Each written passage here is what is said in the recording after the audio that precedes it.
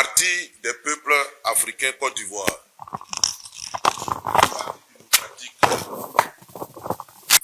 de Côte d'Ivoire, Rassemblement démocratique africain, ont décidé depuis peu de mettre en place un front commun. Vous avez pu suivre l'évolution de la constitution de ce front. Il n'y a pas longtemps, on était au siège du PDCI ici pour signer les actes constitutifs de ce front et présenter les différents organes à la presse, à l'opinion nationale et internationale.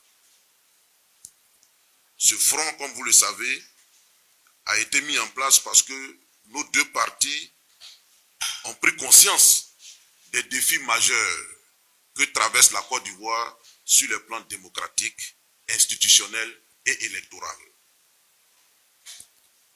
Ces deux partis sont donc déterminés à garantir aux Ivoiriens et aux Ivoiriennes des élections crédibles, inclusives, transparentes et apaisées. Je dis bien des élections crédibles, inclusives, transparentes et apaisées. En effet, nous souhaitons promouvoir la concertation, la coopération et l'unité d'action dans l'intérêt supérieur de notre nation. Le front commun que nous avons mis en place a donc pour objet de coordonner les efforts conjoints du Parti des peuples africains et ceux du PDCI-RDA en vue de déterminer et de mettre en œuvre les actions communes autour des enjeux suivants. La réintégration sur la liste électorale du président Laurent Gbagbo, du président Tidjane Thiam, du premier ministre Guillaume Soro, ainsi que de M. Charles Blé Goudé et Noël Akossi Bendio. 2. La révision de la liste électorale au titre de l'année 2025 conformément aux dispositions du Code électoral et du budget de l'État. 3. L'audit indépendant de la liste électorale pour corriger les anomalies relevées par les principales forces politiques. Et là-dessus, de façon abondante et surabondante, vous avez pu voir les observations, les anomalies relevées par le PDCI et par le PPACI. 4. La réforme de la loi électorale et de la commission électorale indépendante en vue de renforcer son indépendance et garantir une proclamation sécurisée et transparente des élections. Bureau de vote par bureau de vote, évidemment. L'ouverture urgente d'un dialogue inclusif associant les partis politiques et la société civile en vue de créer les conditions d'un scrutin apaisé. Donc, face aux différents problèmes que nous avons soulevés tout à l'heure, effectivement, depuis pratiquement près de 3 ans, nos partis respectifs ne cessent d'inviter le gouvernement au dialogue. Le gouvernement a ouvert le dialogue. Parce que nous estimons que les questions électorales sont des questions extrêmement importantes qui nécessitent que la classe sociale dans son ensemble puisse s'asseoir et puis trouver un minimum de consensus pouvant garantir des élections apaisées. Parce que dire qu'on veut des élections apaisées, ce n'est pas par la force qu'on impose l'apaisement. C'est par le dialogue, c'est par le consensus. C'est par la rencontre des uns et des autres afin de prendre en compte au minimum les préoccupations des uns et des autres. Malheureusement, ce dialogue n'a pas cours. Malheureusement, depuis que nous demandons un cadre propice au dialogue, c'est un mur de refus, un mur de mépris que le gouvernement nous oppose. Nous sommes à pratiquement 2 mois et demi des élections. Nous sommes à pratiquement 2 mois et demi des élections qui engagent la vie de la nation. Et nous ne pouvons pas laisser le processus être conduit comme il est actuellement. Quelle serait la crédibilité des élections sans des partis comme le PDCI, RDA et le Parti des peuples africains? Quelle sera la crédibilité d'élection sans le président Laurent Gbagbo, le président Tidiane Thiam, le premier ministre Guillaume Soro. On ne peut pas exclure cette opinion-là dans le débat politique.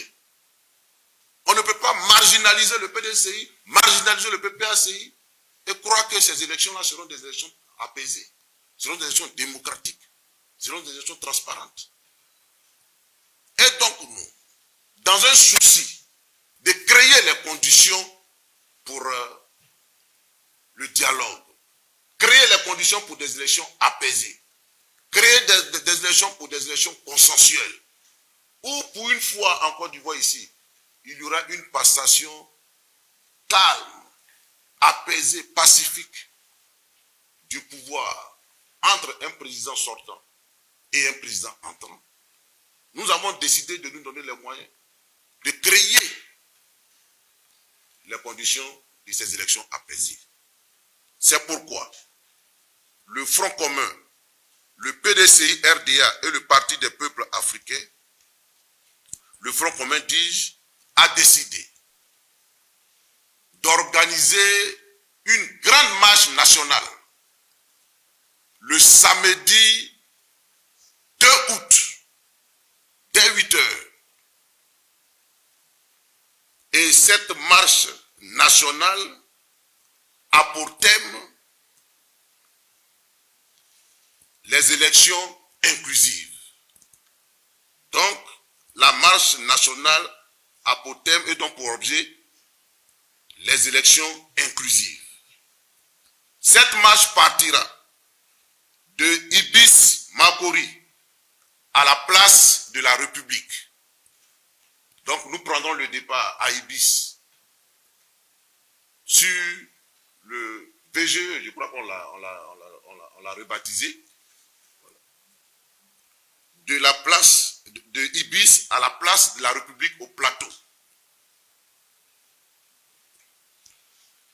C'est une marche nationale et donc nous attendons tous les Ivoiriens, tous ceux qui sont épris de paix, tous ceux qui sont épris de démocratie, tous ceux qui sont épris de réconciliation nationale, tous ceux qui aiment la Côte d'Ivoire, à venir participer à cette marche.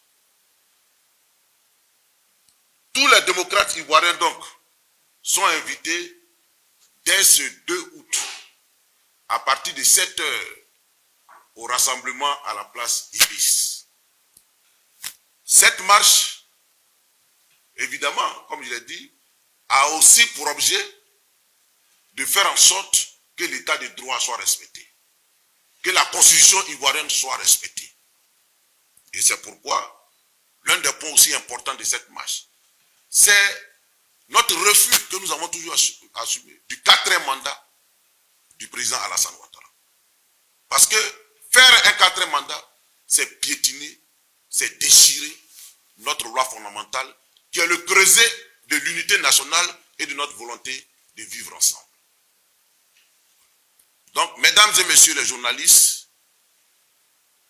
chers camarades démocrates, militants et militantes du PDCI RDA, du PPACI, sympathisants et sympathisantes du PDCI RDA, du PPACI, démocrates de tous bords, c'est le temps de nous engager résolument pour la Côte d'Ivoire. C'est le temps de faire en sorte de créer ensemble les conditions d'une élection transparente, démocratique et sans effusion de sang. Nous voulons, avant d'aborder le chapitre des questions, demander à la communauté internationale, aux amis de la Côte d'Ivoire, à ceux qui ont été toujours à nos côtés, de bien comprendre le message que nous voulons lancer à travers cette marche et de prendre toutes les dispositions afin de faire en sorte que le gouvernement ouvre les discussions pour que nous ayons des élections apaisées, pour que nous ayons des élections transparentes, comme le gouvernement lui-même ne cesse de le proclamer de façon abondante. Merci. Que Dieu bénisse la Côte d'Ivoire. Et rendez-vous est pris pour le 2 août, dès 8 h, sur le Valérie jusqu'à Destin. Je vous remercie. Ce 2, c'est une marche nationale.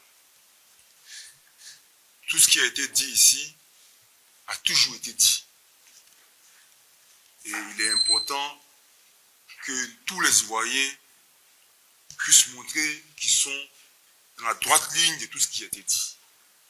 Dans cette marche que nous organisons, nous appelons vraiment tous les Ivoiriens à y participer, à se mobiliser pour être présents ce jour-là, pour démontrer à la face du monde que les Ivoiriens aspirent à une élection inclusive.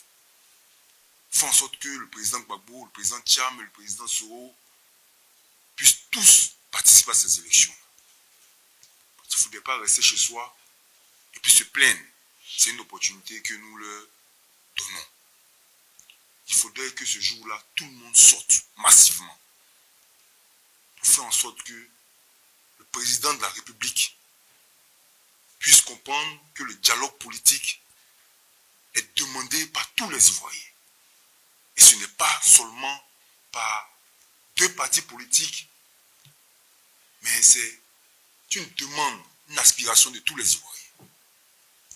Donc nous leur demandons à partir d'aujourd'hui de commencer la mobilisation, de commencer la sensibilisation afin qu'ils puissent tous converger à Ibis. Et à partir de là, la marche va débuter. Et que ce jour-là, que personne ne reste chez lui. Personne ne doit rester chez lui. Nous allons commencer des tournées de sensibilisation et de mobilisation à partir de demain jusqu'au 2.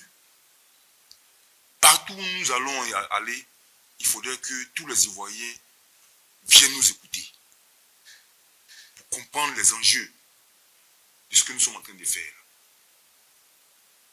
Nous sommes tous dans notre pays et nous voulons préserver la paix dans notre pays. Et l'acte que nous allons poser avec cette marche-là, est l'acte pour exiger le dialogue politique. Ce dialogue politique-là doit avoir lieu, impérativement, pour aussi préserver des vies. C'est très important.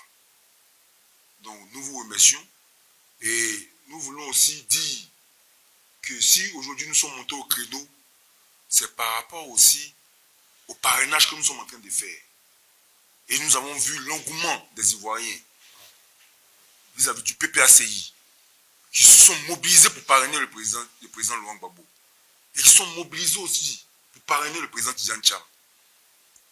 Et c'est cet engouement-là qui nous pousse à démontrer ça sur le terrain, que c'est l'aspiration du peuple. Donc tous ceux aussi qui ont parrainé nos leaders sont conviés à cette marche-là.